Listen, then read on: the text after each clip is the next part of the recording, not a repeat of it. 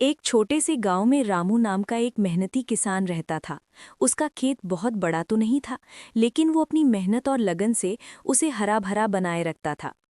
रामू बचपन से ही खेतों में काम कर रहा था और खेती को ही अपनी असली पूंजी मानता था। हर सुबह सूरज उगने से पहले ही वो खेत पहुंच जाता, कभी बीज बोने, कभी नहर साफ करने, तो कभी मिट्टी पलटने।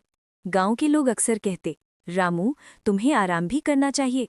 लेकिन वो मुस्कुराकर जवाब देता, जमीन माँ है, माँ के लिए मेहनत कभी ज्यादा नहीं होती। एक साल बारिश बहुत कम हुई। गांव के तालाब सूखने लगे, फसलें झुलसने लगी। कई किसानों ने खेती छोड़कर शहर जाने का फैसला किया। लेकिन रामू ने हार नहीं मानी। उसने रात दिन मेहनत कर एक छोटी सी कुआं खोदने की ठानी। लोग हंसते हुए बोले, अकेला आदमी कुआं खोदेगा, ये तो नामुमकिन है। लेकिन रामू ने किसी की बात नहीं सुनी। वो दिन में खेत की खुदाई करता और रात में घर वापस जाकर मिट्टी हटाता। उसकी हथेलियां छिल गईं, शरीर थक गया, लेकिन उसका हौसला नहीं टूटा। कई हफ्तों की मेहनत के बाद एक दिन उसकी कुदाल से मिट्टी के नीचे गीली मिट्टी निकलने लगी। फिर अचानक कुएं में पानी झरने लगा।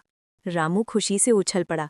उसने चिल्लाकर कहा, धरती माँ ने मेरे पसीने की कीमत लौटा दी। अब कुएं का पानी पूरे खेत को सींचने लगा। धीरे धीरे फसलें फिर से लहलहाने लगी। उस साल पूरे गांव में सिर्फ रामू के खेत में भरपूर उपज हुई। गांव वाले रामू के पास आए और बोले, तुम्हारी मेहनत और हिम्मत से हमने एक सीख ली है। पुरजोर कोशिश करने वाले को कभी धरती खाली हाथ नहीं लौटाती।